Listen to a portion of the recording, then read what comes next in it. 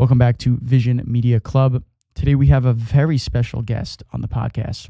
We're going to be interviewing Tyra Hunt. She is a digital content specialist and photo at the Portland Trail Blazers. In this episode, we're going to be diving into what it takes to shoot professional sports at the highest level, how Tyra helps manage the social media accounts for the Trail Blazers, what game day prep looks like, and what her thought process is when she's shooting on the court side. All right, Tyra, thank you so much for coming on the show. Super appreciative of your time today. You're a photographer for the Portland Trail Blazers now, as we all know, but I wanted to go, way back into the past and sort of know, like, when did you find your creative spark? What was that process like? And how did you know, like, I am a creator and this is what I kind of want to do? Yeah, my creative spark it has started from far back to before I can even remember. I mean, when I was a kid, I was running around with a Nikon point and shoot like it was nobody's business, and I lived and breathed Windows Movie Maker. That was just like what I knew Oh and my what I God. did. Yeah, it I was a love it. lot. So I feel like I've kind of always had the edge to create something and make something. Um, but when I realized that this was going to be something serious, it actually was my senior year of high school. And I had a bunch of AP classes, but I had senioritis to the max, and I ended up dropping the courses. And I picked up yearbook, and I did it kind of as a blow off class. It was my last semester of school. Like I just was ready to be done. And I got actually tasked with shooting sports, and I had to shoot, I think I was shooting women's soccer, track and field when I wasn't competing and things like that. So that's when I realized I really loved it and when I wanted to move forward with it in a different light. So Mhm. um, making something has just kind of always been a part of me, and it's actually still what I do today. So. So is there a certain thing about sports or an aspect of sports that drew you in? Is it like the high paced nature? Like what is it about sports? It's like, because we could shoot sort of any genre of photography, and like why did you specifically like sports is my thing? I've been an athlete my entire life, so I think knowing that my time was going to come to an end as far as competing, just because professional sports for my personal, it was just not in my cards. So I just knew that it was going to come to an end at some point, and also just having that creative edge and knowing that I liked shooting the sports when I did it in high school, that it was just kind of like a best of both worlds. That once I knew I was done in college competing, because I ran track at Michigan State, so like once I knew Mm. that that was over. Um, I just knew I wanted to remain in that world, and Mhm. I loved to create. I loved the social media aspect, the video aspect, the photography aspect. I loved everything about it of the media world and sports. So I knew that I wanted to end there. So when you were shooting in high school, and you got your sort of first like exposure to sports, were you using cameras that were provided from the school, or like what sort of cameras were you using? Yeah, I still had that Nikon point and shoot in my pocket. That's all I had. And then I would borrow my mom's camera from time to time again as I matured in my content capturing. But when I was shooting in high school, I was using their provided equipment. And I can't remember which camera that it was, but it was some Canon, probably a Rebel, Oh yeah, if I yeah. can That's where remember. everyone starts, right? Like the rebels. Yeah. Yeah. Yeah, that was what I first got my hands on. But then I was gifted, after graduating high school, I was gifted my first camera, and it was a Canon 7D. So. Oh wow, awesome. That's awesome. So I'm a Sony shooter, but I don't like to play the whole like Sony Canon, Nikon thing. Everyone's on the same team. That's awesome. So what would you say, you found your voice through sports, you found out, this is what I want to do. Would you be able to sort of put your creative vision, if you were to describe it, could you like say it in a sentence or even a word to describe like what is your voice that kind of differentiates yourself from other sports photographers in this space? That is a fantastic question. Because I know it's it's Uh, it's definitely like sometimes it's confrontational in the way like you don't really think about like, okay, like what, how can I describe my voice? You kind of just like know it, like when you're shooting, like this is like how I shoot, this is my style.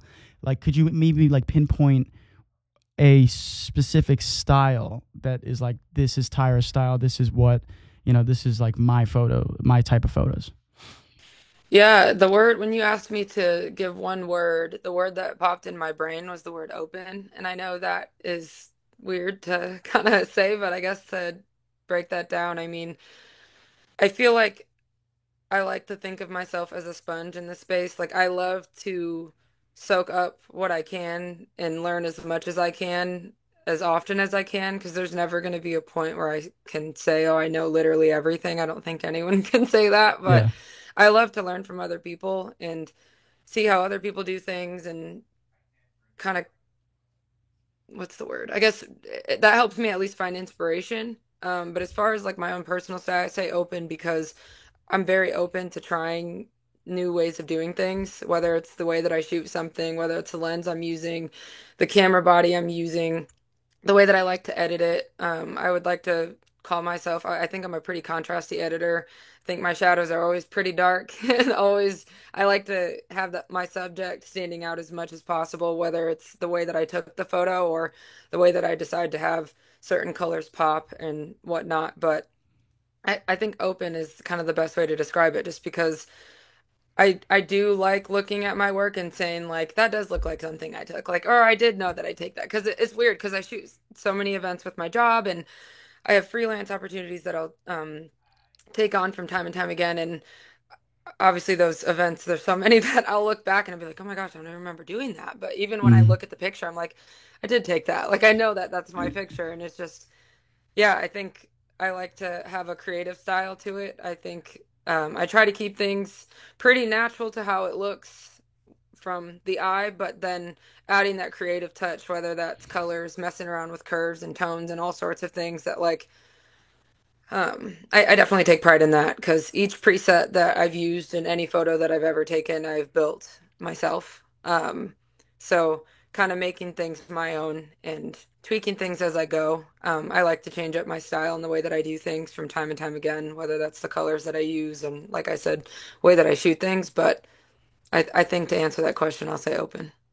So I think you sort of need that kind of like editing style because the thing with sports is most of the time, at least like when you're doing actual live sports photography, you don't have control of the lighting. You don't have control of certain things. Like maybe there's people in the background or in the foreground.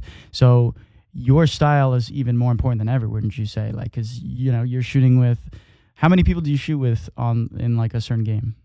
So to I guess to kind of explain my role and then I can answer that too. So Mm. I'm full-time social media with the Blazers and I also do photography since I have my photo lens kind of always in my pocket that where if there's ever a time where our lead photographer needs assistance or say can't make it to an event or just needs extra hands that I'll be there to help. And this past season I shot I think it's either 10 or 12. I can never remember the number, but 10 or 12 full games, whether that's the entire trip being on the road with the team, but like getting the pregame, getting the warm-ups, getting the day before, getting the practices, getting the quiet moments, getting the games, getting the post-game, getting all of the above, the plane walk-ons and everything. So that's something that I've loved to help with kind of over my past season.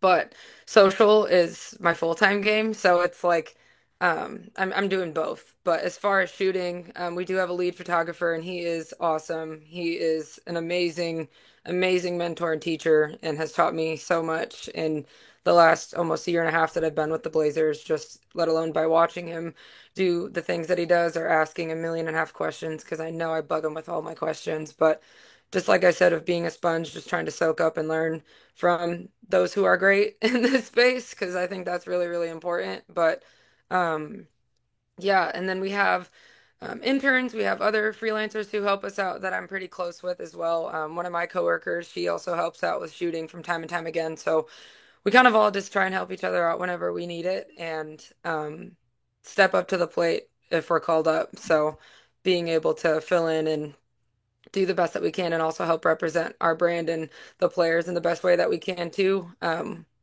Which is also another thing as far as like shooting stylistically, having to also remain in brand guidelines and make sure that we're fitting um, what our brand looks like. So that's kind of a wordy answer to what No, no, you no. just It's all asked, it's if that all makes sense. great.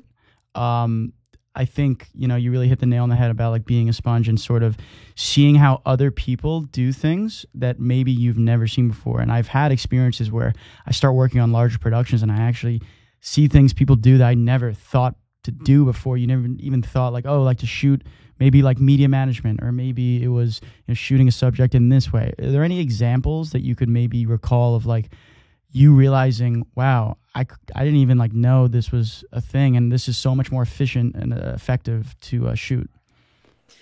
Um, I think a way to answer that for me would have to be from a technical side. I learned from our team photographer, he has a cool way of doing things when it comes to transmitting photos to the certain people who need them. And I was just doing it the most challenging and difficult way possible, just because it's just the only way that I knew how to do it. Yeah. And I think I was like sending photos to my phone and then sending my phone photos then to a group chat. Like it was just like so much, but there's just like there's a much more efficient way of doing it that he ended up sharing with me, and has made my workflow a lot easier. Um, but I think from the technical side, he's definitely taught me a lot of things that have made my life easier and just have made me an overall better shooter. And yeah, just a student even too, because he's a teacher to me, he's a mentor to me, even though he's my coworker. I view him as a teacher and a mentor, and being able to learn things from him has just been really, really helpful and really cool.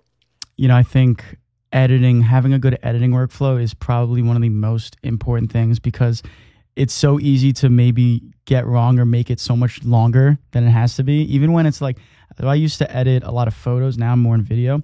And whenever I would go through my photo albums, I would edit before even making all my selects. So I would just sort of edit like all the photos and then like pick them out which ones I want.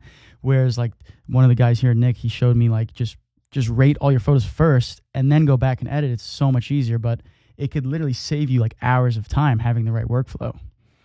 Yeah. Yeah, and I will say I definitely had the same approach as you did. Like prior, I was just dumping them all in Lightroom and just going at it, and then like I flag them and unflag them later, like, and that just took me ages. And I Hmm. don't think there's like the way and the wrong way when it comes to this. I think everyone has their own different approaches to it, but that way it was taking me way longer than it needed to, and just learning like that same thing that you said of like rating them and then going through them after, it does save so much time. And then also knowing that you can go back to where like if you are kind of doing a quick call and like a quick pull, that like you can go back and look at them later, which I actually do that a lot still. Um, with photos that I took months and months ago at games that I'm looking at, and I'm like, wait, this was a cool picture, and like I must have skipped past it or was in a rush or whatever it was, or didn't go back at that time, but I'm like, this was a cool picture. And like I like to look at old work and kind of critique myself, but also see like, I wonder why I didn't flag this higher, like, or I probably should have flagged this one lower and things like that. So I feel like that's something that I incorporate, whether it's like I'm actively on a shoot and like my post process, or like even months later, which I still do that now, which kind of makes me laugh some because it's just like it's old. You know what? It's hard to adapt a new system at first, and I think a lot of people have resistance because we're in a creative pursuit. Like once you have a process, it's harder to break out of it once you have like a habit in place. But if you like can push past like an inner resistance of like, this is not usually how I do things, but is so much more efficient in the long run, and you get into a flow state, then you're like, oh my God, this is so much better than I could have even imagined. So it's Yeah, definitely important. yeah, it is crazy. I think one thing I had to adjust to, even just like with my very first sports role and also coming to here, is like knowing and understanding that like I do get comfortable in my ways for sure, but like knowing and understanding, oh my gosh, Oh, sorry. oh my, wait, what's her name or his name? This is my kitty. His name is Noodle, and he is clingy, so he's sitting next to me now. It's funny. I just became like a cat person. So I used to be like dogs all the way, and then my sister got a cat, and I just fell in love for cats. And you know what? The funny thing about cats is they all have like such different personalities. Because my cat's like a dog. It's so social and clingy, but some cats are so much more reserved. Yeah, he is literally, I like to call him my puppy because he acts like a dog. He plays fetch. He is clingy. He is insane, but I love him to death. But no, he wants to sit next to me for this. So hopefully that's We'll welcome him with open arms. thank you so much. He's happy to be here too.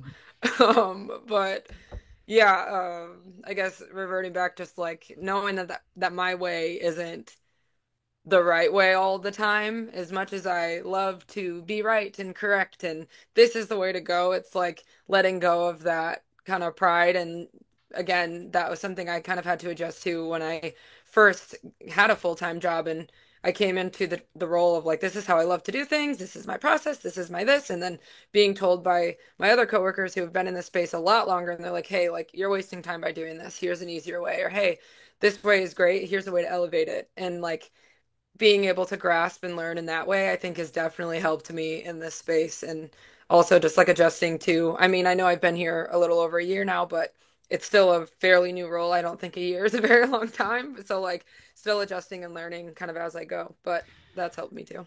I think it's important to put the ego aside sometimes, and it's hard for some people to do that because you have your process, you have your vision. I like this is the way I do things, but like once you start again, like surrounding yourself with more experienced people or bigger productions, you have to fall in line at some point. You have to get in that efficient workflow. So I think being adaptable is so important in this space.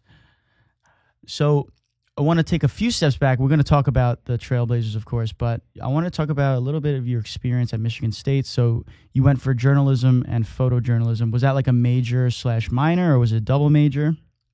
Okay, so yeah, I initially was undecided because so my freshman year of college, I went to a school called Purdue Fort Wayne, and I went there for a track scholarship and ended up realizing I went there simply for that and that they didn't have the academic field that I was looking for. So I ended up transferring to Michigan State University for my sophomore year, and I was undecided at first and then realized like I guess I was just looking for something so deeply specific. And my mom is my soundboard and my voice of reason. I was talking with her about it, and she was like, what about journalism? Like, you love to be on camera, you love to film things, you love to take pictures, you love to do this, you loved yearbook. Like, try journalism. I'm sure that there's a route for you in there. And like, I ended up being like, okay, mom, like, my mom, I trust everything she says. So I'm like, perfect, let's just do that. And I went into journalism.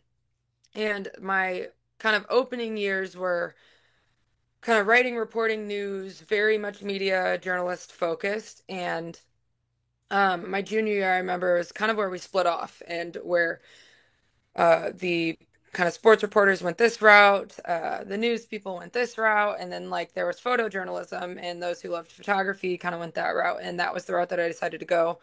Um, so my beginning stages in that year was being able to tell like a journalistic story and also being able to find one. That was actually a huge struggle for me in college, and I won't lie, I hated it then, but I mean now I'm like, what an amazing like opportunity for me now because I look back at it and I'm like, this was so helpful and helps me now. But then I was like, oh my gosh, like they would put me out and they'd give me they'd get a map and they'd circle certain areas on the map and give us each a circle and say, go here, go find a story and go take pictures and make a story out of it. And I was like just Wow. anxious and I'm like, I don't want to do that. I don't know how to do that. And I was forced to and I figured it out. And um that was just so cool because it helped me not just like take pictures to take them. It helped me like take pictures with a purpose, if that makes sense. And um it yeah, back then it sucked. But now I'm like, this is so cool and it's helped me so much. And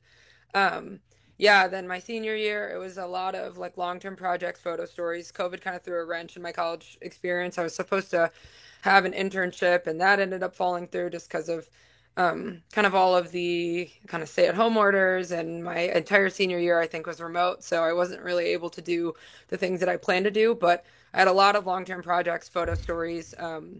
My junior year, actually, I also started shooting sports at Michigan State prior to COVID hitting, where I was shooting. Actually, it was my sophomore year. I have my years mixed up. It was the end of my sophomore year. I started shooting men's basketball. That was my first collegiate sport that I've ever shot, and it was Michigan State basketball. And then I was shooting my sophomore year.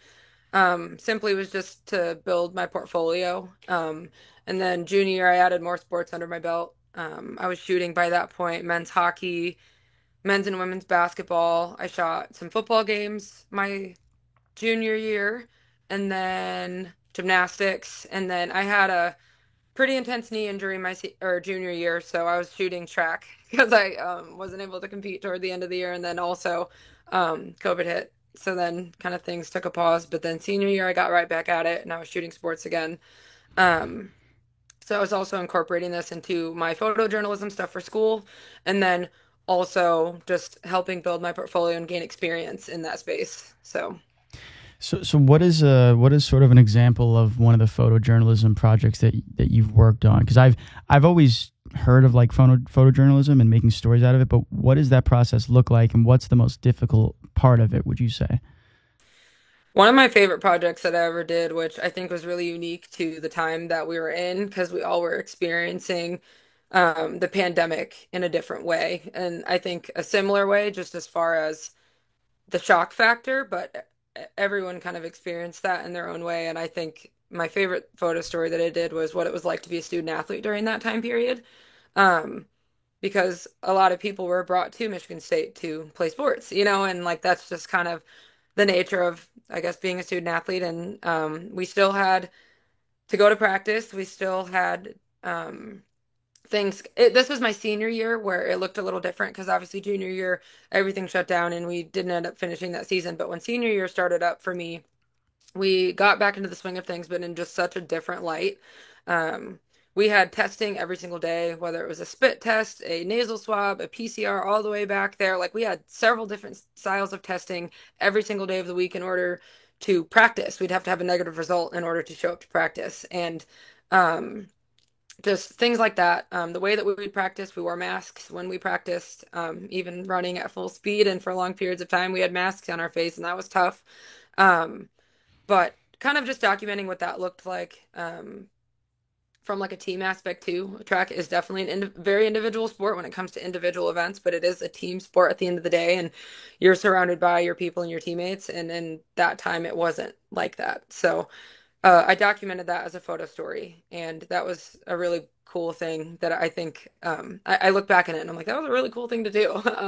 At the time, again, kind of like how I was talking about certain aspects of this, but at the time it sucked because obviously, things were just so different and nobody kind of knew what to expect, but it was really cool. It's really cool to look back at like how that turned out. And yeah, the challenges of just creating photo stories is you do have to look for a story. You do have to look for one and you do have to find a way to grab a viewer or reader's attention and keep them. So, um, that was the tough part, and it still is the tough part. I think that's something that I still look for when it comes to whether I'm creating a social piece for our page, whether that's taking photos for our team. I don't know, like it still is something that I think about often. So. Yeah, you're always telling a story with like any sort of content you do. So with that photojournalism though, is I'm not too familiar with it. You have like text and then just like a gallery of photos, or how is that like laid out? Yeah, so with that story in particular, and obviously the other ones that I was doing, but with that one in particular, it would start out with like a cover photo, a photo that hmm, maybe the best out of the gallery, and also one that tells the story. Like for instance, I my thing was a what it was like to be a student athlete during a global pandemic, and it was a picture that kind of encapsulated that. And then it was a scrolling gallery to where each picture was separate, and you'd scroll down, but under each picture had a caption, so it would like let people know not only what are they looking at, but also the purpose of, um, I guess that point in the story, and it was in chronological order. So I did like a day in the life where the first part of my day was waking up at 6 a.m. for a spit test or a PCR test or whatever it was, waiting for my results, showing a very spaced out, socially distanced waiting room. And then the next part of my day was getting back home and being online for my online classes and showcasing my laptop with 100 people in a lecture hall sitting on a Zoom link, and doing my homework from the corner of my bedroom and things like that. Just kind of like going chronologically down and kind of letting the picture tell its story, but also giving context just for a new viewer who may not know anything of what it's like to be a student athlete or what it's like to be a student athlete during a global pandemic. Like I just kind of tried to frame it from someone who didn't have knowledge about what I was talking about at all and kind of explaining it from that light, if that makes sense. Gotcha. Yeah, I feel like that is definitely one of the harder forms of media to really encapsulate a viewer, especially because everyone nowadays also short attention spans and everything. So photojournalism is definitely a creative challenge, but I'm sure it's helped you so much with your future endeavors. So when you graduated Michigan State, so you were a multimedia intern, is that correct? At the PR agency. Yeah. That was that was a really tough time. I graduated in May of 21 and I was applying to hundreds of roles, like, and that is zero exaggeration, like hundreds of internships and roles. And like at first my site was simply just photography, nothing else. And then um I realized that I just needed a lot more experience under my belt to land such a large role like that, to where I started to kind of open my sights a little and start looking at all forms of media, whether that's social media, videography roles, photography roles, and just like I just wanted to remain in that marketing, that creative space. And I was applying like crazy, and I just got told no like 100% of the time. It was so discouraging and it sucked. Again, another thing that sucked, but that one sucked. And like I was just fresh out of college. I was expecting to land a full-time gig like right away, and it was really hard to kind of grasp that reality and like also continue to put in the work to do the things that I needed to do in order to be there. Um, but I had an internship opportunity to go down to Dallas to be a social media intern with a semi-pro hockey team. I actually don't talk about this a lot just because it was a weird time of life, but I confirmed that I was going to go, and I was going to go move down to Dallas for an internship. Like I was hungry. I was ready to do whatever. And even though I think it was literally $12 an hour. It was insane, but I was going to do it and I was going to figure it out. And my mom ended up getting sick around that time, and I physically just like could not leave home.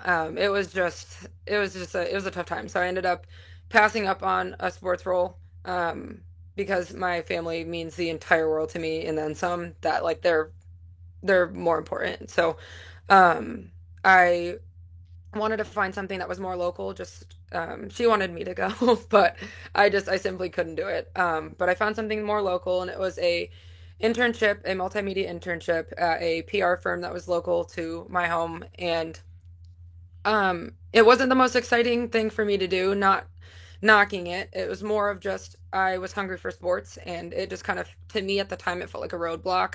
Um, but it wasn't. I look back at it now. I think at the time I was still living at home, so like I think I just wanted to spread my wings at a certain point within that internship. But that internship taught me so much about the technical side of photo, video, and audio, which like I've never done anything with audio. I never really cared to do anything with audio, but I knew that I think as I was learning about it, I knew how important it was when it came to, I guess, anything else that I've been doing up thus far. But yeah, I learned a lot of technical side of photo, video, and audio at the internship, and they shot Sony there, so I kind of learned the ins and outs of Sony shooting, which I was a Canon shooter. I still am a Canon shooter, but I learned my way around the Sony space quite a bit. And we did a lot of client work there, content, because I was on a content team. So I was going to photo shoots for some of our clients. I was going and executing like video shoots. I was doing long-term edits for certain clients and stuff like that. So it was a really cool learning experience for me. At the time, I knew that I just wanted to move to that next space, but looking back at it, it was extremely helpful and pivotal when it came to my career path. I think oftentimes we sort of wait for the perfect opportunity for something, but a lot of the times you just have to grab not the closest thing to you, but the thing that is available at the moment. Maybe if it's not ideal, let's say you want to shoot sports, but you have an opening at a PR agency that needs, a content specialist or something. You're still going to get the experience that's relative to get to that sports role. You know what I mean? So I think that's great that you were able to take away so much from the technical side, especially audio. Everyone forgets about audio with content, so that's awesome. So you spent some time there at the PR agency as a multimedia intern, and then with the Chicago Red Stars, that was your first sort of like pro sports job. So I wanted to get some insights. It was a social media and content manager role, and what was sort of like the did you have a moment when you, maybe it was the first day at the job, where you're like, wow, this is like, I'm finally in the professional sports world, like this is awesome. Yeah, that role has a very special place in my heart and always will. That day that I was offered the job it was I got offered the job at night, but in the morning I remember I was talking to my therapist and I was like, I'm done applying to sports jobs. Like I've been told no more than enough times. I'm like, I can't. Like I was fully giving up and I told her I'm like, I'm gonna just apply to some marketing agencies, pick where I want to live and like call it.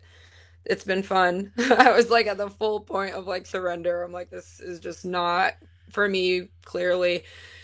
And I was in the interview process with that role, but I felt good about it, but I just like I think I was just in like a woe is me moment of like I've been told no by everybody else, so like here's another, like I was just in this like woe is me moment, and then I got offered the job that night, and I'm like, wait, like I did it, and it's crazy because I didn't have social media experience, and I told them that I was like, I'm not gonna lie, like I've collabed with people on socials before, like I've created content for people's socials before, but like I've never managed an account other than my own, I'm like I didn't have that experience, but I had content experience, content creation experience, and they really liked that and valued that. And that's why I did stick out amongst other candidates. And they told me that they would teach me the social skills and social media analytics side that I didn't know. And because I knew it would stick, I was 22 when I accepted that job. Social media was my life at that time, and it still is. But like, they knew that I was hip to social media. It was just a matter of like learning that technical like analytics side, data side, and like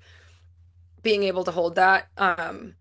But yeah, that was crazy. I just remember like sitting in the office on my first day of work. I'm like, holy moly, like I did this and like I worked so hard to get here. And like these people they took a chance on me and they knew that I would be able to learn and I was eager to learn and I still am so eager to learn that like they knew that they could teach me the things that I didn't know and that I'd still be successful in that space. So yeah, that was my first professional sports role. I worked for them for two two-ish years. I had 3 seasons with that team, I think. Goodness sake. Sometimes it's hard to remember, right? Yeah, just because it was like I know it was 2 years, but I had like off seasons and in seasons and all sorts of things like that. Maybe 2 seasons with them, 3 seasons, I don't know. But yeah, drawing a blank at the moment. So when I listen back to this, I'm gonna be like, dang it, Tara, I know it was 2 seasons or something, but whatever. Worked there for a while and then um again kind of felt that urge to make that push in my career and I knew that I wanted to it was time to move on. So what would you say was so you were shooting you were a social media role. So then what were you just receiving footage and photos to edit and just post? You were sort of like managing their social medias. Yeah, at first we had I was receiving everything and we were outsourcing content or I would get things from our team photographer and I was creating the phone video, social footage like that. And then we had a videographer who was hired as well. So we were the content team. We had one photographer, one videographer, and one social manager, and that was me. And I started out just as the social media manager, but then as time went on, I was creating a lot of content because I one wanted to help our team and represent our team, but also our content team and know that it is a lot to take on to be the only person in a certain space and have all of that on your shoulders. So I was like, I can take video and I can take photos and I can do social. And I'm like, if there's any time where you would need extra hands, like please consider me and I will help. And they're like, absolutely. So, I started we had one of us go to each game, the away games, but we all were at the home games. But at the away games, only one of us would go. And on the ones that I would go to, I started shooting, arrival photos. I was shooting video during game. I do a quick turnover to get us a reel up on social. And I was manager of social, so I was shooting, editing, and then posting it, and then I also was live covering the game. I did get a ton of help from one of my coworkers who worked in the communications department there when it came to helping me with live coverage, just because it was really tough to manage all of it. But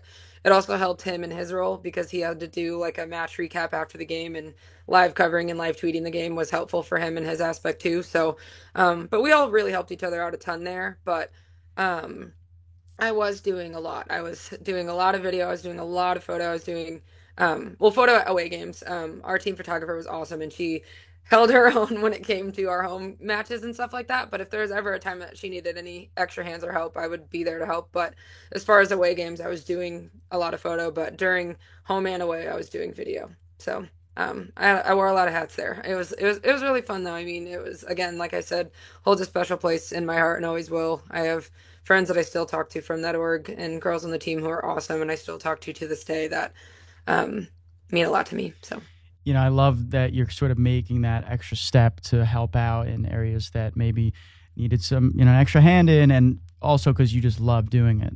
So I love that. I wanted to also mention the fact that, you were so close to sort of giving up, and then you finally got, that offer to be on the, the content team for the Red Stars. So I think it's so important because some people are so close to quitting, and then like maybe they quit and the opportunity was just like maybe one day, in the future, or maybe one moment in the future. It's so interesting that you might be so close to like having that thing that you want. So just stick it out and don't quit. So I really love that. So then you wanted to freelance, right? After this experience. So walk me through that, the transition to now, hey, I want to do my own thing, and any challenges you may have faced in that process. yeah, so I did some freelance gigs when I was out in Chicago. That's kind of I guess what started it from like a professional lens. I was doing after I graduated from Michigan State, I did some freelance gigs with their athletics still while I was working at the PR firm, just to one keep my lens sharp because I wasn't shooting sports at that firm.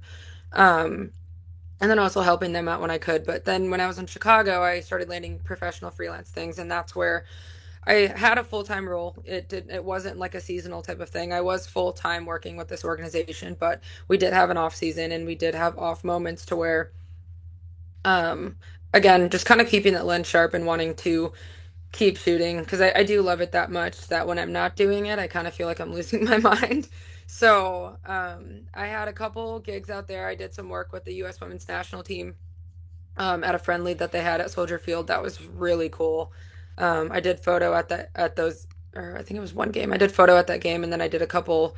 I had a couple video clips. I didn't end up doing much with them, but I was more focused on photo. It was kind of tough to juggle both. But then had a freelance opportunity with the Chicago Bears, and that was really really cool. I did some work, photography work for their partnerships team, and worked with them, I think 4 to 5 games toward the end of the season. I worked with them up until the end of their season, and that was really cool. But yeah, just picking up gigs whenever I could, and also whenever I had time and the mental space for it, because also when you have too much going on, like I wouldn't be giving my best, and that's not the type of work that I like to deliver. So, um, yeah, it was really cool. That's kind of what started my freelance era where I'm still doing my full-time work and making sure that that is my utmost priority. But if I do have time and mental space for it and it's an appropriate like kind of time frame of where I'm at within the off season and whatnot, then I make space for it. So what is the difference between, say, like working at a specific team versus freelancing at a team? And are the expectations different? Like if you're freelancing, do they sort of expect more out of you versus a job, or like, because you've been on sort of both sides of the coin? That's a great question. I guess I never thought of it. I guess I have, huh? Yeah, I mean, I think it definitely is different. When it comes to, I say, like my Bears experience, that was pretty mm, like black and white. Like there wasn't really there was something that they needed from me and I delivered that. You know what I'm saying? That wasn't really anything to where I could be super flashy and crazy when it came to what I delivered. Like there was something that they were looking for and I delivered that. As far as my time with the US Women's National Team, that was where I could have that experience kind of felt like full creative reign.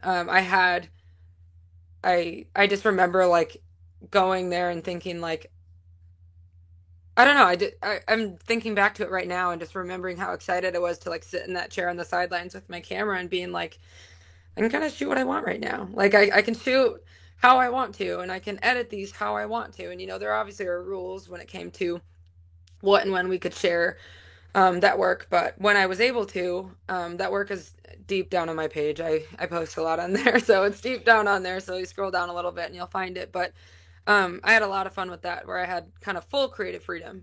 And yeah, now working for two teams, there are still definitely opportunities for doing that. Working for teams, but there also is you are working for a brand at the end of the day, and having to kind of tie all that in and make sure that you're not. I think flashy. There's definitely definitely times for it, and we definitely do engage in that, and it looks awesome. I work on right now with the Blazers. I work on an amazing team of content creators and videographers and photographers and social, and just everyone is just so unbelievably talented to where like flashy it happens, but then we also have our times where we fit in that brand guideline to where, and we had the same thing in Chicago as well, just knowing that there's a time and a place for sure. But yeah, it definitely is different. Yeah, I guess I haven't thought of it like that, that I have been on both sides of the coin, because I guess I have. Yeah, and I feel like freelancing, you're there for you, and you can apply your own style. Whereas if you're working for a dedicated brand, you kind of have to fall in line. And being in a creative space, it might be a little hard to navigate that at times. But that's awesome. So, what would you say did you expect, like walking into freelancing with the Bears? Did you have a sort of expectation of how things would be, and how has that expectation like changed through your experiences? Yeah, I've had a ton of freelance things since then, and I think like within each freelance event, I have, I guess, more, what's the word? Mm, I just kind of understand that space a little more every event that I do. Just because each gig and event is different. There's some, like I did one last summer with EA Sports, and that one was pretty cut and dry, again, of similar to the Bears, of like, this is what they're asking me for and this is what I will deliver, to where there's a freelance event I did about a month ago for a team, and they were looking for photos of them at practice, which they told me like they wanted my style, the way that I do things, and that's what I did, and that's what I delivered. So I had more creative freedom there. But I think it just like kind of differs from event to event. And I think going into that Bears one, I didn't even know what to expect, just because that was my first, I think. I know I did work with the U.S. Women's National Team, and that one, like I said, was a little more. I had quite a bit of creative freedom there, but I think with this one, of how this is what they were looking for and me having to deliver it, and it was something that I haven't done before. So I think I had nerves definitely of like going into it, figuring out like how I was going to do it successfully.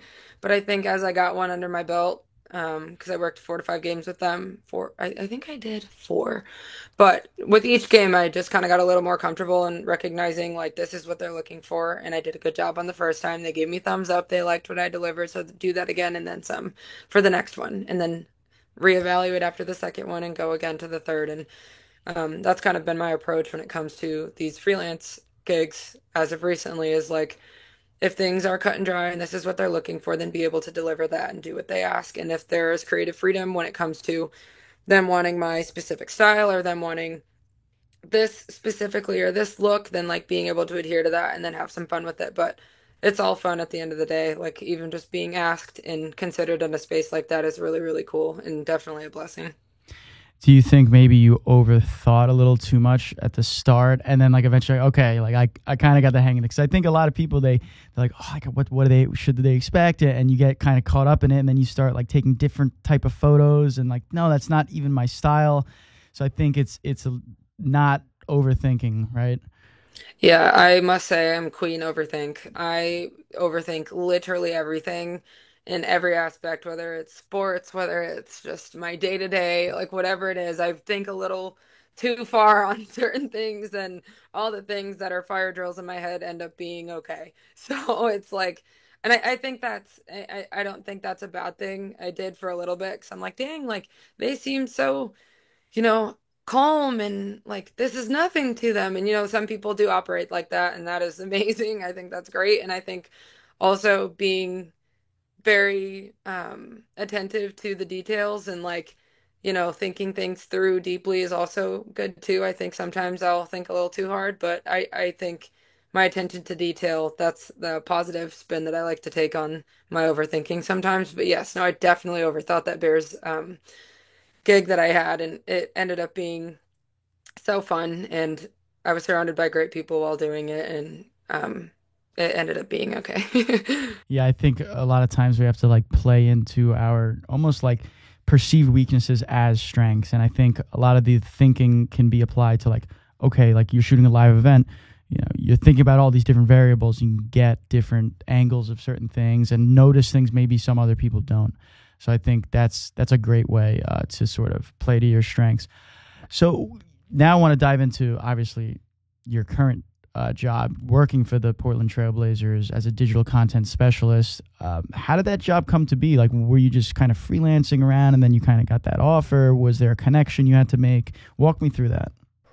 This was simply, I was looking at jobs on LinkedIn and I saw it. And I was like, wow, the NBA would be cool. And I'm like, digital content specialist. I'm like, I read the job description and I'm like, this is right up my alley. I'm like, let's just apply. Like, let's just see. Like, Portland is far. I was in Chicago at the time. I'm like, Portland's far. I'm like, I don't know like what this could be, but let me just like apply. And I applied and I went through the interview process like normal, and I got blessed with the opportunity, and they offered me the role. And it was a incredibly hard decision, just because my entire family, every one that I love and know, is in Michigan. That's where I was born and raised. So Chicago was a easy train ride back home, and to see my entire family, and then to not have it be a simple, cute train ride, it was 2,000 miles away and a long plane ride. So it was an incredibly tough decision as far as just leaving what I love and knew and what was comfortable to me, but it was an incredibly easy decision when it came to what I wanted for myself and in my career. And I could not say no. There was no shot I was saying no. So Hmm. um, yeah, in February of 2024, I put in my 2 weeks at my last role. My last big gig with Chicago was, or big event, I guess, with my full time was we had preseason out in Florida, and then when I came back, that's kind of when I knew it was time. And when I accepted the role, and then I did our media day because I committed, and I wasn't going to bail out of something that I committed to. I had a big part in that, so I finished out media day. I actually put in 3 weeks instead of two. Um, and then I booked a one-way flight to Portland, Oregon, and took a leap of faith. I've never even been to Oregon before. I've worked with basketball prior in Michigan State, but I have never worked for an NBA team. I've never done something to this scale, and I took a leap of faith. I trusted myself, I trusted my gut, I trusted what God wanted for me, and I booked that one-way ticket and I went. I think sometimes people just have to be comfortable taking that leap. And you spend so much time longing for something, and then it comes your way, and then like you just have to go. Like you can't think about it. Just go take the opportunity, or else someone else is, that role is going to get fulfilled. So like you got that job. That's what you wanted, and that's what you've been sort of building, and what God put in your sort of possibilities and realities. So that is incredible. And I want to now dive into sort of the day to days and specifics of that. To an extent, obviously, I know there's certain things can and can't talk about, but what was it like, sort of getting that first NBA fast paced world just thrown at you from a content scale? You obviously had a lot of preparation and experience, but now you're working at the highest level of basketball. So how was that? Yeah, it was crazy. My first day of work was March 5th, and we had a game on March 6th. So Oh wow. I had No onboarding or anything. no, it was crazy. But at the time, I was eased into things. So just kind of seeing what the space looked like. Where do I fit into that? Where do I fit in on our team? Because I was on a social media team, and seeing like where my role fits in with the people who have been here already and have been working these games for the entire season. Because at that point, it's March and the season is done in April. So finding my way to help as much as I could, and then also incorporate the things that I've learned and know to be helpful and useful, and just kind of wedge my way in and fit my way in the best way and the most seamless way possible. But it was crazy. It was fast, and it was also fast from an aspect of I came in March and the season was done in April, so I was so excited for things to keep going, and like I was just hungry to keep it going, and then like the season ended and I'm like, what the heck? Like what do I do now? And it just kind of was very jarring because it was very quiet. The off season is where we all kind of get our breather, and because they've been going for 82 games, and being able to have that breather, and I didn't want one because I just was like freshly into that space. So I'm like, what do I do now? And it was a weird transition, for sure. And I think um, that was tough when it came to my adjustment time here. I think just in Portland as a whole, I was then now trying to figure out a city I knew nothing about and knew nobody. And then also work wasn't super fast at the time. So I'm like, was spending a lot of time alone and like trying to just figure things out. And that was extremely challenging. And then I ended up adopting Noodle, the kitty that you met earlier. Adopted Noodle. I needed a little friend out here. Um, but yeah, me and him, we've just been trying to kind of like make our way through Portland. And then things started ramping back up. End of the off season. It was kind of end of summer, early fall when things started to speed up again, and when things started changing. And that was really, really exciting for me to kind of prep for like a media day or prep for our opening night and prep for our first road trip. My first road trip that I went on was in November, and like prepping for that and what are my expectations on this trip and things like that. So it was really, really exciting. But that little off season point where I didn't really understand it, that was tough. But now I'm in the off season and it is a very much nice rest. So I appreciate it now. I think in my experience, I used to photograph sports in high school, and I do like occasional here and there. I think the hardest part is really being there and being grounded. Like, okay, I'm here. There's a bunch of fast-paced action going on. People, maybe you're grabbing interviews or you're grabbing special behind-the-scenes moments that just happen and then they go and they pass, and you have to capture it in the moment. What is sort of your balance between capturing those moments in efficiently and speed, but also the quality side of it and actually taking, okay, the photo's composed great. Like, have you had experiences where you kind of just have to take the shot and then kind of work on it afterwards? Or how is it dealing with that? Because I know speed and quality can't really go hand in hand.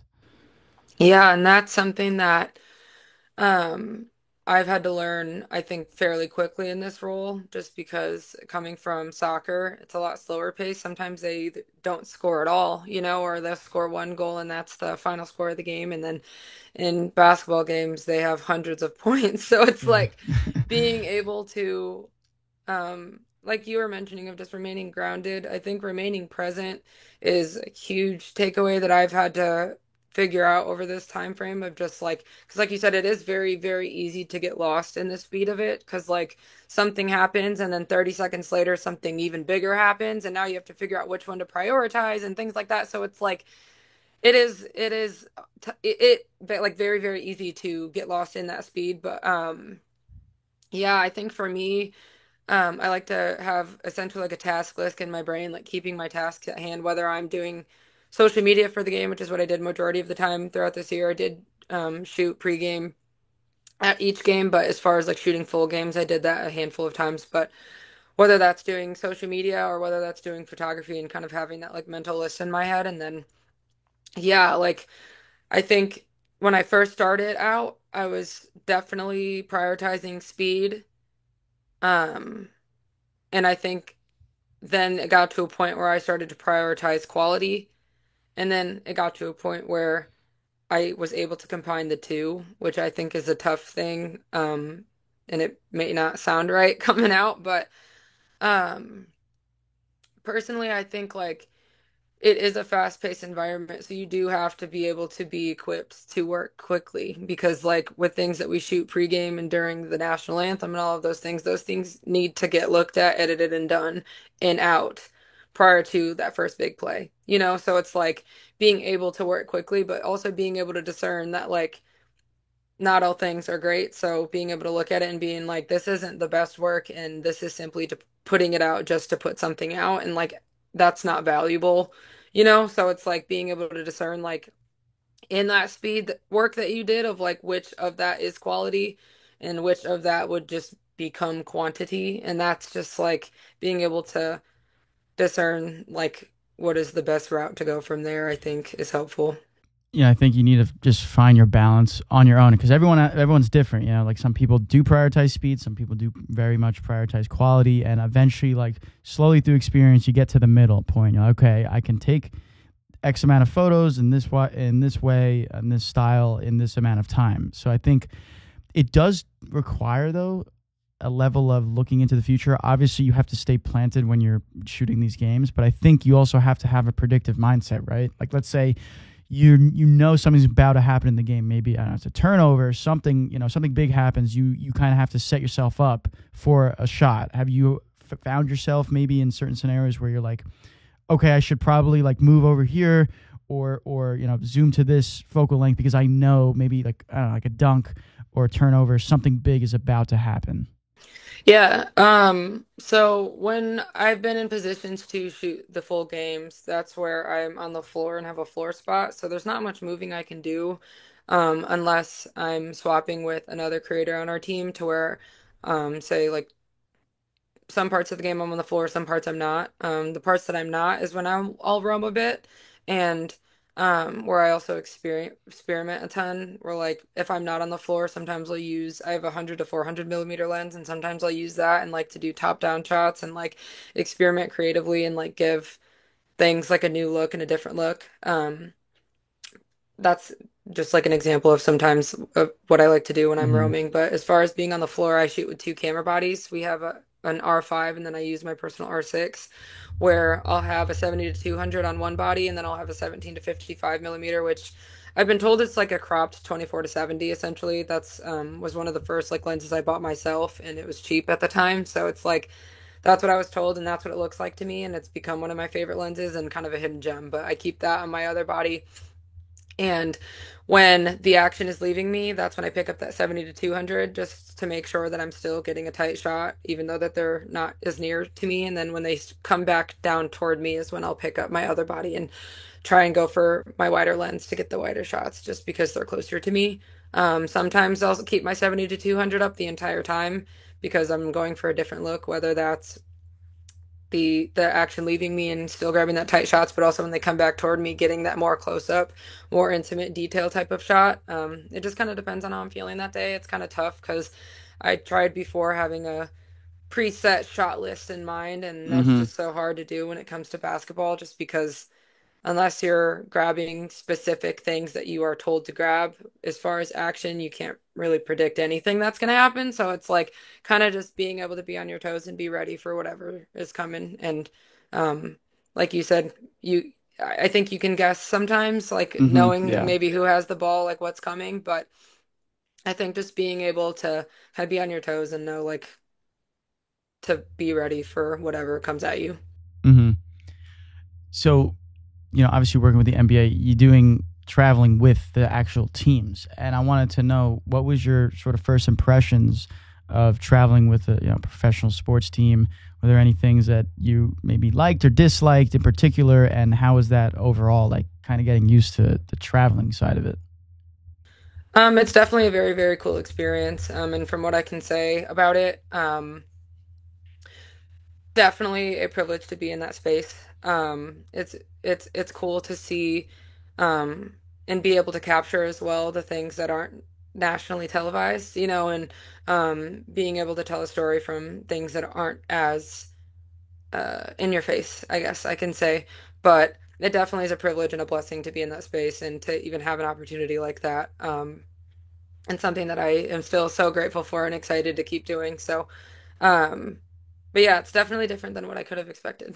Hmm. It's very cool though.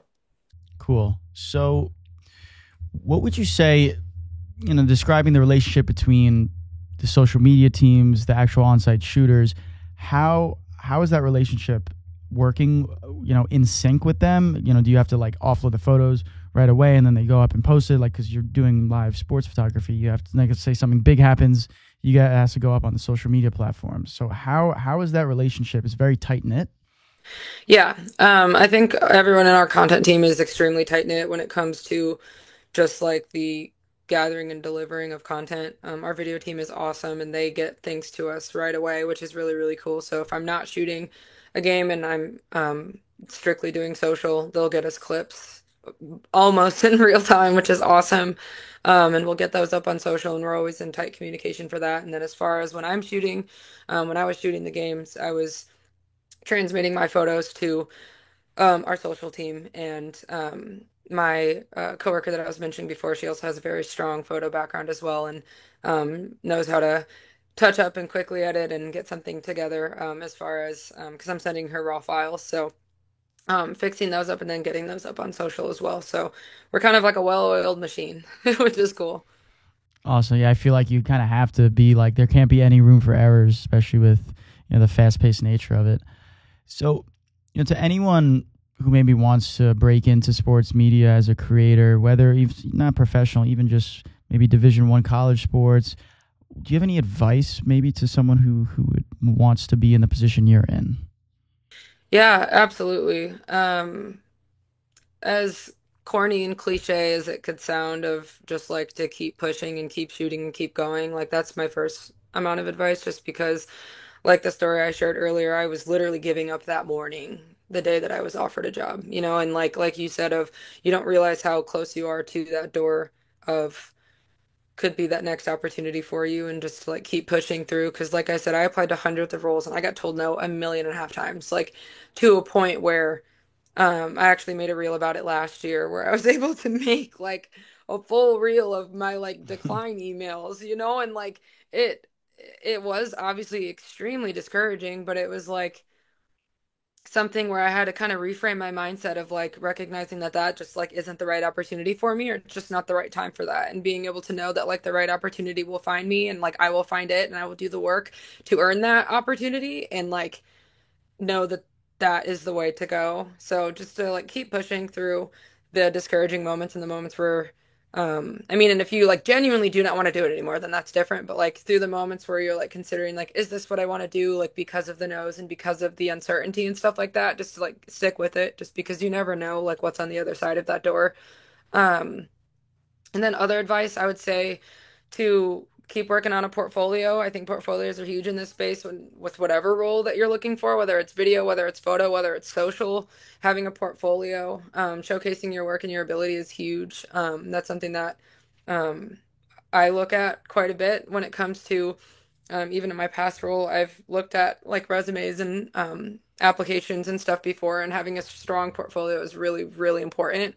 Um, I think having a nice LinkedIn is a huge plus as well. Like having a well up to date LinkedIn where you're regularly updating, connecting with people. And I think something that I cherish was back in college, I connected with someone named Travis Ellison. He's one of my mentors and a phenomenal human being inside and out.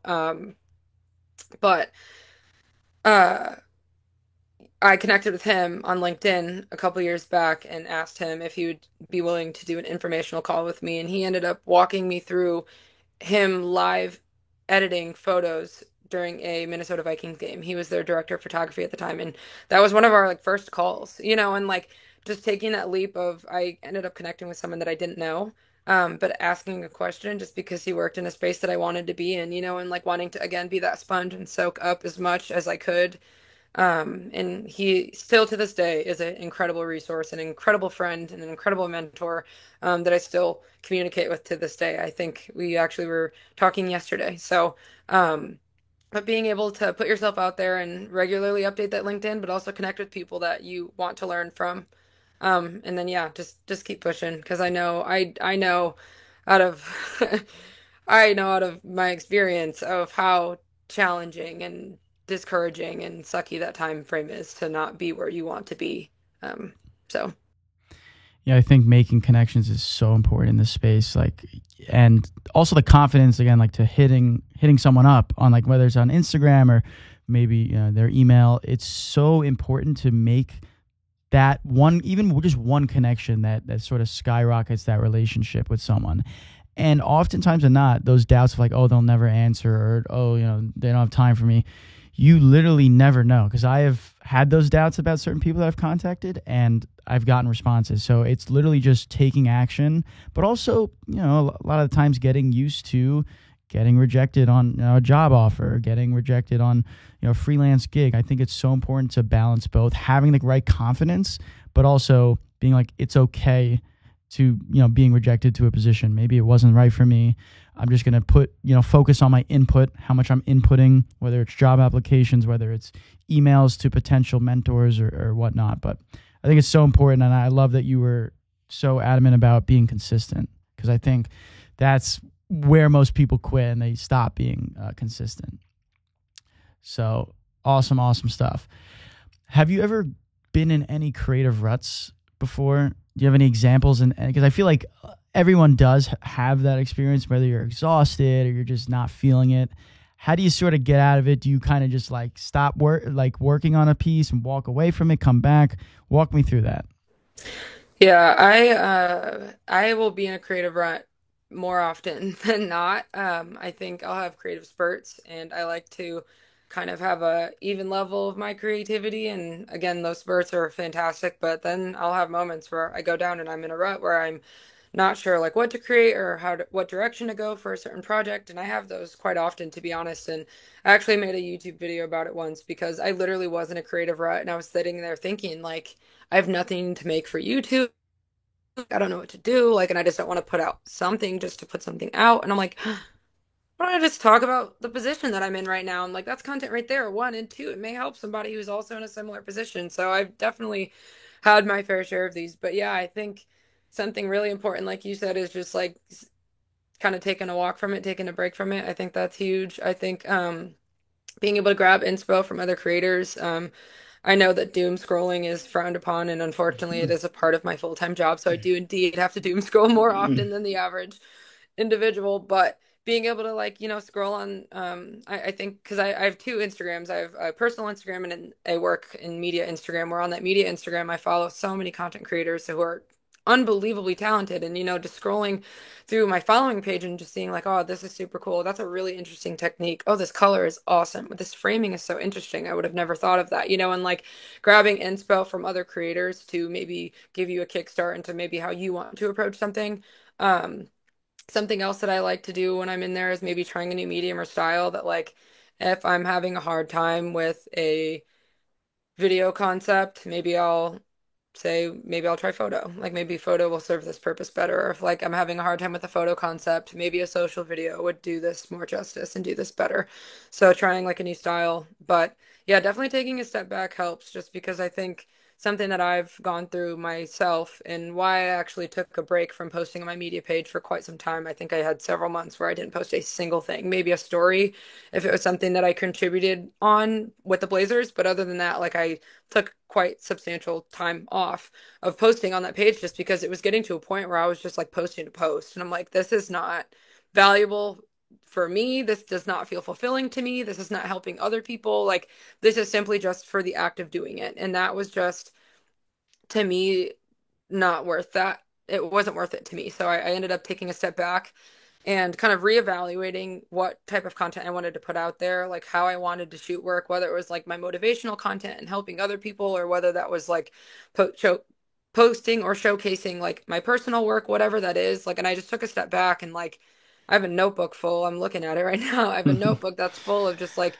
my thoughts and notes from that time frame. I was taking a break from posting things on my personal pages, and I think that was really, really helpful when it came to figuring out how I wanted to move forward because I think now I feel just definitely creatively refreshed in my full-time role with the Blazers. I feel creatively refreshed when it comes to Tyra Janae Media and like what I want to put out, whether that's on YouTube, whether that's on my personal socials, whatever that is. And so yeah, taking a step back is huge. I think it's so important to identify the purpose of a video before you even start making it. Because a lot of people, they think, okay, I'm just going to put out volume, right? I can control my input. I'm just going to make a bunch of videos, but they're not landing. It's because you have to identify with each video, what is the purpose? What is someone, like put yourself in the viewer's shoes. Like what is someone going to get out of this? What's the value? So I'm so glad that, you're able to make that distinction and sort of be like, what will people actually listen to and watch? Another great resource, I think, from in my experience, and a lot of people frown upon it, is ChatGPT Plus. I know, like, a lot of people like AI, is in this industry is very controversial, but I think, when you're in a creative rut, sometimes you just need like certain keywords that like, or certain like ideas that sort of sprout another idea. Like I'll be asking ChatGPT even for this podcast. I'll be like, hey, what's like another topic I can talk about with my viewers? And I'll be like, hey, what? Like I literally wasn't even in that headspace to think about that. And I think being open to using AI in certain scenarios, it will help you. It's like literally not a threat. Obviously, like, all the AI like generation stuff, but for in certain like in terms of conceptual, it's so helpful and like preparation. Yeah, I love ChatGPT, and yeah, I totally agree. I know that it is I guess, a hot topic Mm-hmm. in this space, but it's like I totally agree when it comes to like, because I think like I love to come up with my own ideas and I love to do that where I love to also go to ChatGPT and maybe have it be refined. Like, hey, this is a little wordy. Like, is there a way that Mm-hmm. I can condense this or like, you know what I mean? Or like looking at like sometimes I'll get a lot of inspiration from ChatGPT when it comes to my YouTube channel. Sometimes I'll have an idea for a vlog or video that I'd like to make, but as far as like a ending point, I'll go to ChatGPT just for an extra push. For instance, I made a video on YouTube about 2 weeks ago. Kind of different style than anything that I've ever done. I did a voiceover video talking about what it's like to move across the country by yourself and what I've learned from it. And different style is in I did a voiceover, which I've never done that before. That was so out of my comfort zone and not what I wanted to do. But ChatGPT actually was like suggested it because I was thinking of like doing a sit down talking head video with my little podcast mic that I bought. But then I'm like, all of my YouTube videos are me yapping in some form, and like I love to yap and that's fine, but I'm like, how can I elevate this? And they're like, what about like B-roll montage of what you're talking about? And I'm like, that's a great idea because I'm like, I Mm-hmm. have hundreds and hundreds and hundreds, probably thousands at this point. I don't even know. I have no idea. Gigabytes and terabytes, full SD card or full SD cards and full SSDs, like of just like vlog footage and B-roll and things Mm-hmm. that I've just recorded through the last several years. And I just thought about that and I'm like, I don't want to do voiceover literally at all. But I'm like, the comfort zone is a little too comfy right now. So I'm like, let me break out of that and let me try something new. And I ended up doing it. And I credit ChatGPT for getting me out of that comfort Again, zone. you just need that one little like pushback. Hey, I wasn't even think like I would have never thought of that on my own. So, like, let's say remove the AI label that you put on it. Ready? Let's just like talk about. Let's say you have an assistant that you can ask anything that will give you creative ideas when you are not really feeling it. Will organize your, let's say, podcast outlines or topics for videos, and it's like $20 a month for like ChatGPT Plus, but it's everyone would say yes, right? Like it'd be like, yeah, obviously. But putting the label of AI, it's like everyone, But I think it's so helpful. Yeah, I definitely was a hater of AI when it first like I first heard of ChatGPT and I was like, oh, like talking to a robot, like yeah, Yeah. wow. Like I definitely was a hater, but then like I just started to get open to like the amount of capabilities that it has and that you can use it for. Like there's a point where I was like getting my workout plans from ChatGPT. There was a point where I was asking questions about my camera, or like how should I eat this week if I'm trying to achieve this goal? Or there's points where I'm figuring out how to write a message better or how to use a different word because I use this word a lot in captions. Like, what other word can I use? Like, what other way can I frame this? So, like, I definitely am a huge advocate for it. I do think the AI label kind of kills it, but Hmm. I mean, I do think it's an incredible help for many, many things. If not, yeah, I'll just leave it at that. And you know what? The most important part is it allows you to create more and focus on creating more. You get to you have all that stuff taken care of, all the back end logistics, workout plans, even. You could just spend time living your life making the content. So I think it's so helpful for anyone listening. Like, just use it. It'll literally change your whole workflow. So I wanted to briefly talk about your YouTube content because I think that is so important, and especially the fact that you give like authentic vlogs about your life and your career, moving across the country, like we were talking about that video, photographing sports, tips and tricks. So what has been like the biggest benefit from sort of starting that whole like content on YouTube? Yeah, I think at first, I didn't really know the direction that I wanted to go with it. I had filmed I've always just made videos, like I kind of mentioned before, and I was just thinking about this the other day. I went to Puerto Rico a couple years ago, and I made a vlog, like a 3 minute, like kind of not vlog, but more of just like trip recap of videos, and I never did anything with it. And I was like, dang, that sucks, But like, it's just something that I always did. Like, I always just made videos, and like, even if it was just for my personal use, like it. is just something that's just always been a part of me. And I remember when I first started my channel, I think my first video on my channel is a video recap that I surprised my brother with from his wedding. He didn't know I was taking videos, and I did that. And then I remember I just like posted it to YouTube simply because I needed a link to send them that video.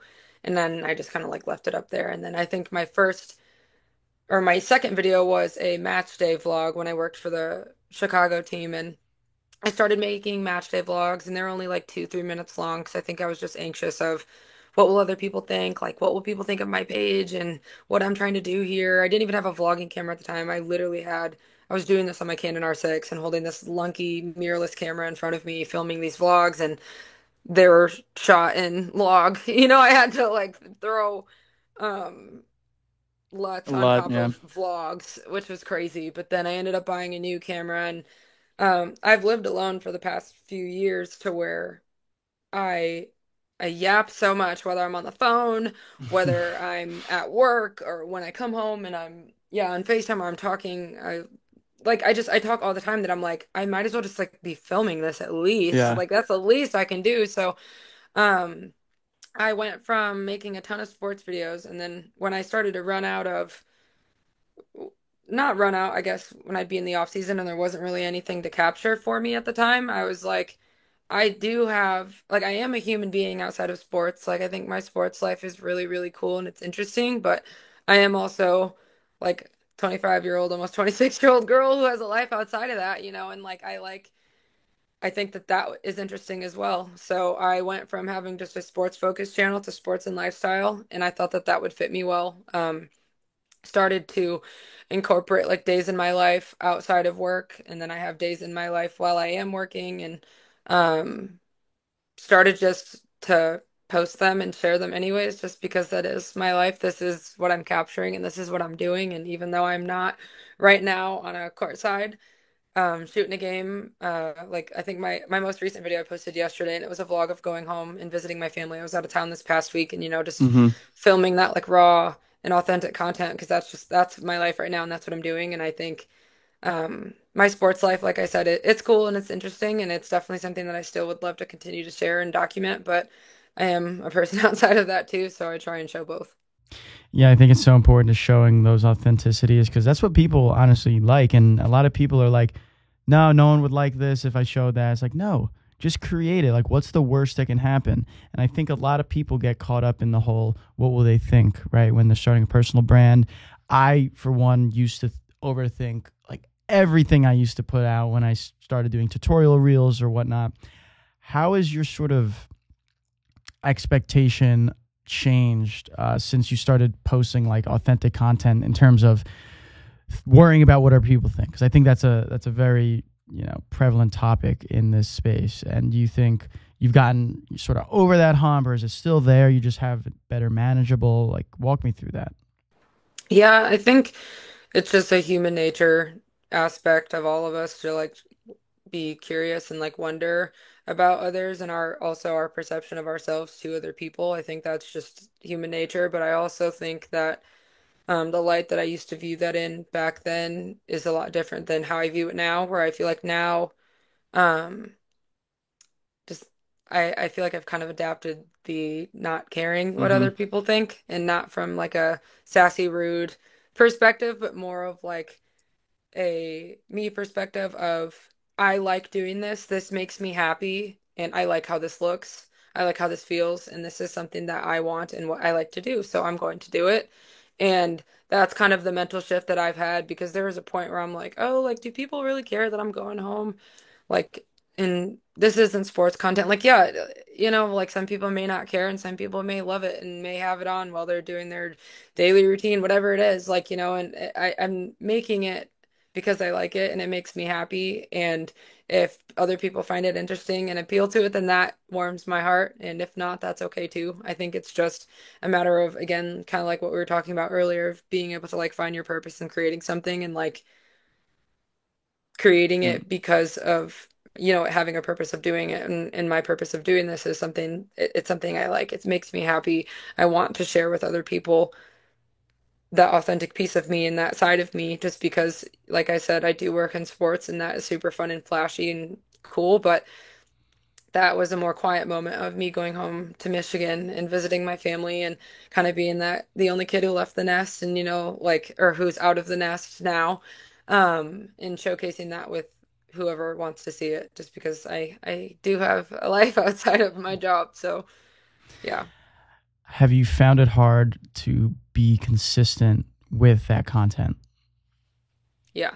Uh what I like to do in my head is I like to at least have this is my like wide, broad goal. I like to have at least one long form video a month on YouTube. I think before it was like 2 to 3 long form videos a month, and I think that was something that I was maintaining for a little while, and then I hit that creative rut space to where I was putting out like shorts and stuff still, like things that I was posting on Instagram Reels or TikTok or whatever. I was still doing shorts, but as far as long form content, that was when I was in that like creative rut where there wasn't really anything it wasn't like I couldn't figure out what to do. It was just more of like I didn't necessarily feel the need just because there was a point where I did a day in the life and then so many days after that looked like that because I was in a certain point of the season and the weather wasn't great, so I was inside most of the day. Like there really wasn't that much to capture, which I know you can find content in anything, but in just my personal space, like I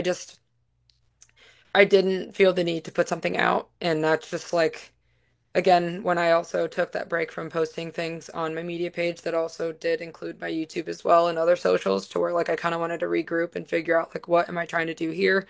And for me, that lifestyle and sports niche really is where I want to be. My Tires Janae Media on Instagram, that's just straight up sports. I think that one's a little too far gone at this point, but my other Instagram is my regular, like, post whatever I want, my outside of sports life, and sometimes inside of sports, just because it is part of my life. So I have two separate Instagrams, but my YouTube is kind of where I kind of jumble them all together and make it one. But yeah, I will struggle sometimes when it comes to ideating things or like figuring out what to capture. But I think right now this off season has been pretty busy for me, so I feel like I haven't ran into that as often because I just posted my home vlog, and then before that, I posted that what I've learned from moving home video, and that was just kind of like a spur of the moment idea that I executed. And then before that, I was in San Diego visiting my best friend and filmed a vlog out there, and like I have a lot going on. I have some freelance events coming up that are be pretty cool that I'm going to be filming.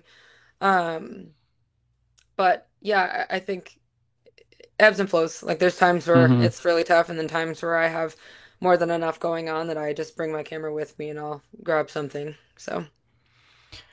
I loved your embrace the journey post that you put on Instagram. It was a reel. It was like a compilation of sort of all your experiences, even when you were younger. Talking about embracing free gigs you're maybe not too excited about, part time work, sort of anything you can get your hands on. And I think it's so important with free gigs and also gigs you're not necessarily like you put a negative label on, so to speak. Because I've had gigs where I'm like, I don't really want to do this. This is not my style of content. Like I want to be doing like, for example, I love car photography and videography, so or fitness too. So those two categories are like my bread and butter. So if I do anything outside of that, I'm like, I really want to be doing that kind of content. But I think it's so important to just apply the same mindset to everything you do because it's all relative experience, right? Like you can take anything anything positive can come out of a shoot, any like a learning lesson or sort of experience. Like for example, I took a shoot, it was like a headshot session, and I didn't know how to use flash photography at all, and I had to learn it literally the day before. And it was so daunting, and I was like, why am I even learning this? I'm a videographer, but how I love flash photography. So it's so interesting just making that step, being like, hey, maybe this is outside of my comfort zone or outside of what I do, but there's always something I can take away from it. And have you had any experiences where you're like, wow, like I'm on the other side of this and I actually gained a lot from this shoot? Yeah. Yeah, definitely. I think during my time with Michigan State Gymnastics, the in between after I graduated college and then in between my PR firm time, that was a very pivotal moment of that for me that I can think of off the top of my head as far as an example. Like I said at that time, my brain was only on photography. That was the only thing I cared about, only thing I wanted, only thing I was gonna do. Like that was what it was. And then um I upgraded my camera on the day of a shoot, which is like the craziest thing. I don't Wow. know like what Wow. I don't know why I did that. It was crazy. Um I had a actually no, my first camera was an 80D and then I upgraded to a 70. I remember that's what it was. And um that was my camera before this Hmm. upgrade that I did. And I remember I was supposed to shoot photo for a gymnastics meet at Michigan State, and I was just taking photos and I just did not know, I could not figure out this camera fully and I didn't give myself the time to do it and I just like rushed it. I have, whenever I get like a feeling to do something, I do it when it comes to like upgrading or like just applying myself in that way. Like I listened to that gut feeling and that day I had the gut feeling to get a new camera Hmm. and I did. And my pictures just looked crazy. Like the focus, like it was not focusing. Like it was so noisy. Like everything was wrong. Like, and I did not have the time to troubleshoot it. It was a gymnastics meet. Things are happening. Like I didn't have time to Hmm. troubleshoot it. My cousin, his name's Van Norris. He works for the Miami Dolphins in their video department. He is another one of my, well, he's my best friend, but two, he's also just another huge resource for me. And he is a mastermind in video. And at the time I call him and I'm like, dude, like I'm at this meet.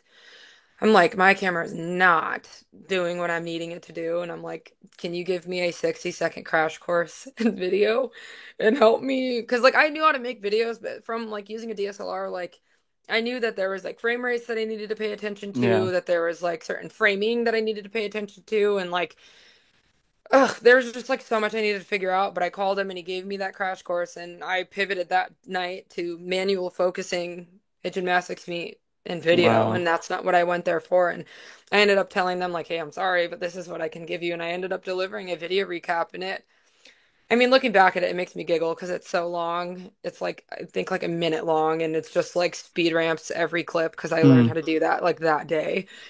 So like it makes me giggle like now, but like looking back, I'm like I did not want to do that at all. Like, photo was the only thing I was going to do. So then, like, trying this out and then, like, actually loving it and then, like, incorporating it and now into every single role that I've worked in since, like, at my internship at the PR firm, I incorporated like I was able to when they were like, "Hey, who wants to do video today?" I could raise my hand in that space because I was learning actively. I mean, after that gymnastics meet, I was continuing to fine tune things and learn things from people, ask a million and a half questions. I was utilizing YouTube University like crazy. Like I Hmm. was just trying to build and learn as much as I could because that was fully self-taught for me. That was not something I went to school for. So, um, yeah, just being able to incorporate it in things now, it's just it's funny that that story makes me giggle because it just is like, ugh, it was crazy. It's weird. It's weird the certain situations that help us learn something and like integrate something into our workflow. Like for example, speed ramps or something, or flash photography. For me, it's so interesting to see like what situations actually bring about that growth, and it's all about just being open to those new experiences. So I think that that's incredible. What do you think, in your opinion? What do you think people get wrong or misunderstand about the creative grind as a whole? Mm, I think for me, I think like my opinion, this one is maybe a hot take, but I think that it's okay when things flop.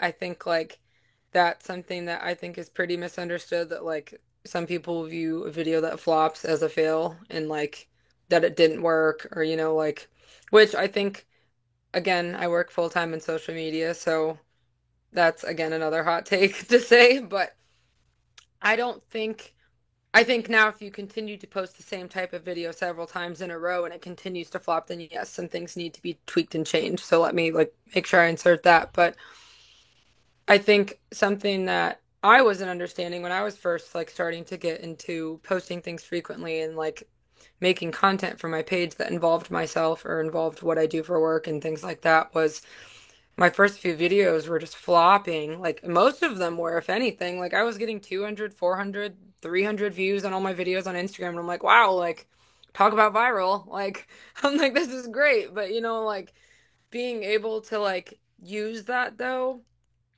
to make those tweaks, because then I started thinking like, because I've been working in social media now for several years to where I'm like, okay, like let me use my social knowledge from here and find a way to apply it to my personal stuff as far as like hooks and videos or how Hmm. long they need to be or things that I'm including and like using that flopping as like a positive because if anything like it is like it fi helps you figure out one like how many times you should try that out and then two what you should change moving forward. So that's one like a little misunderstanding I think and then two that it's okay not to be at the finish line yet. I think like we work in and we're living in a generation of like instant gratification and like also with social media being like our forefront of like literally everything we're seeing people in quote pass us, and like they're working in these fields that we are just dying to be in or have the job that we would die to be in or the house or the car or the wife or the husband or whatever it is like we just live in this world of like instant gratification and like we see something and then we want that and like human nature it's just kind of Hmm. like human nature. I'm sorry, there's dogs barking outside. I don't know if you can No, hear that, I it's so didn't hear loud. him. No, you're good. Okay, sorry, there's a lot going on outside. Anywho, I apologize. Anyways, but we just live in this world of just such fast pace. I see this, I want it, and again, human nature. But I think like being able to like take a step back and like look at where you are on your path and like the work that you've done to get there, and then the work that you're willing to do to keep going, I think is so important because it's like again, like how I said, I'm almost 26, and like I'm working in the field that I'm in right now, and um, looking back if I was in this exact position at like 21, like I thought I was going to be, like, I have no idea where I'd be right Yeah. now, And like everything that I've done so far has put me in this exact position and to work with such an amazing team of people. And like I did need to go through what I went through prior to be equipped and ready to be in this position. So those are Hmm. my two, I think. I love your take on sort of using that flop as something good because I think, you know, having a post just hit viral like the minute you post it and no tweaks or anything, it's not rewarding, number one, but it also doesn't teach you anything. And I think even for my podcast clips, I like cut up little shorts and promote it on TikTok, Instagram, YouTube shorts. A lot of them do flop. But, I say this to everyone. It's all of those flops, they all sort of attribute themselves to the one that goes viral. So like let's say I put out 9 videos and 8 out of the 9 get 200 views, but then one of them gets like 10,000 views. It made it all worth it. You know what I mean? So I kind of just view it as the cost of doing business. Like you have to be putting out volume, you have to be making tweaks, and if you just worry about what you're inputting and you're focused on your goal, you're making the content tailored to an audience, eventually you will get there. But it takes consistency, getting used to flopping, like we were saying, and all those things. I think that's super important. So, what is sort of your 5-year plan or end goal with this? Because I think it's important to define what success is to us in this creative endeavors because we're all different. We all have different goals. There's so many different ways we can spin our careers. So, what is your ideal sort of success, so to speak? Yeah, I think that's always a tough question for me. I think I guess I'm just not quite sure where I'll be in 5 years, but as far as like what I want for myself from, a success standpoint, I just, as cliche as this part sounds, is just like continuing to get better just because it's like something that I thought was really, really good at this certain time. I look back on it and I'm like, ooh, like probably shouldn't have put that out there. That should have stayed in the drafts. Like I'm saying, like I've had my moments where We I all had do. times like, yeah, and like I want to continue to get better as a personal creator. As far as output, something that I really, really want to keep doing is continuing to help motivate and push people to take that leap because I know people move for things all the time. Like people move across the country for work or for their spouse or move to a new country for an opportunity or for family or for whatever it is. I know that that's not a unique experience, but I think the things that I've experienced in doing so from a sports aspect and also from a personal and like human aspect, I think could really help people. I've received like several messages since I posted my last video of what I've learned of moving across the country alone and people saying like, "Hey, like this is really, really helpful. I've done the same thing and I had no idea that like someone else felt this way. Like this is awesome. Thank you." And just like receiving that like outreach and just like knowing that like the video that I was debating on posting is helping somebody, like or making somebody feel better or view themselves in their field differently or whatever it is. Like that's really all I care about is helping people, and that's something that I really want to continue doing. Um, I also want to continue widening my tool belt. I think I've done a lot of work to be proficient in photography or videography or social media, and those are, I think, my top three in my tool belt. But I want to continue growing that. I like being well-rounded in a lot of things. I think that's helped me move further when it comes to being in this space because I would like to classify myself as very versatile, like being able to step up to the plate with certain things that I've worked really hard on perfecting, and even if it's not in my realm and my job scope. So, continuing to widen that and learn new skills, I think is huge. Not only just for having to step up to the plate someday, but also just being able to have it in your tool belt to use for your own personal things as well. But yeah, I think umbrella term for all of that is just to keep growing. I think um, I was nervous to grow because I liked my comfort zone for a while, and then I realized that comfort zone isn't going to treat me well and isn't going to propel me to what I'm looking for. And yeah, I think I've tried to kind of stray away from putting a full label on like where I want to be at this point and at this point, and I've been really trying to be present in my day to day and obviously still have goals and aspirations for myself, but put in the work right now to get to those. And when it's a little louder for me at that time, then I'll know that it's the time for that next thing for me. But yeah, right now I'm just being present. I want to keep helping people. I want to keep creating. I want to learn more, and I want to widen my skill set. And I think that's a huge goal of mine right now. Yeah, I think it's important to be proactive and always seeking growth and different opportunities because you can get sort of like, okay, like I'm comfortable and I like what I'm kind of doing, but you kind of have to have that edge on you, like, oh, there is something more that I can be doing, or like content wise, or different styles. So always room for growth. So I really love that. And the final question, I think is a very very cool question. I ask sort of like all my guests. What would you say to your younger self? Let's say you had like 30 seconds with your younger self, just starting out with a camera. What is a piece of advice you would give her? That is such a cute question.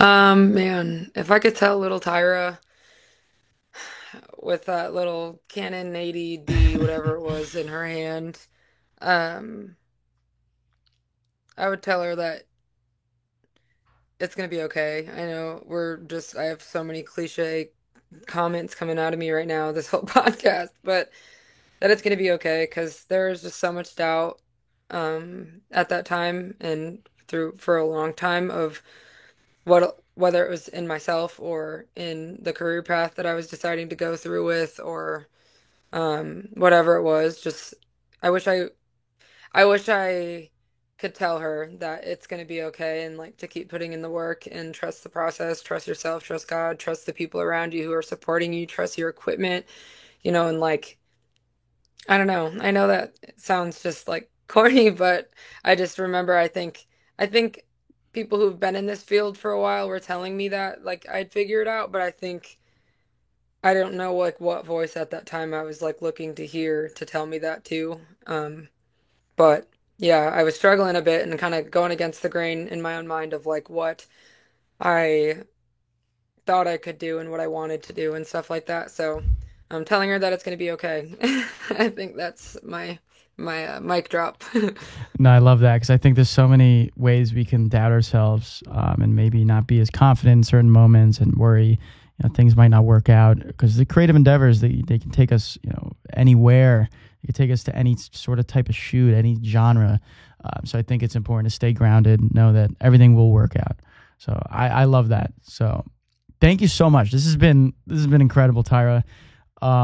Really happy we were able to do this discussion. Super insightful for anyone going into sports photography, anyone who wants to venture into content creation. So I think we really hit some great topics. So Me thank you very too. This much. was this was awesome, and I'm really grateful that you reached out, and I'm happy that we were able to talk today because I think even going over all of this gave me just I don't know, it was cool to look back at a lot of things and kind of gave me a new perspective today. So I'm really, really happy that we were able to talk about things, and I hope that this conversation can give whoever's listening some courage and just some tips that we were able to cover today. So I'm thankful.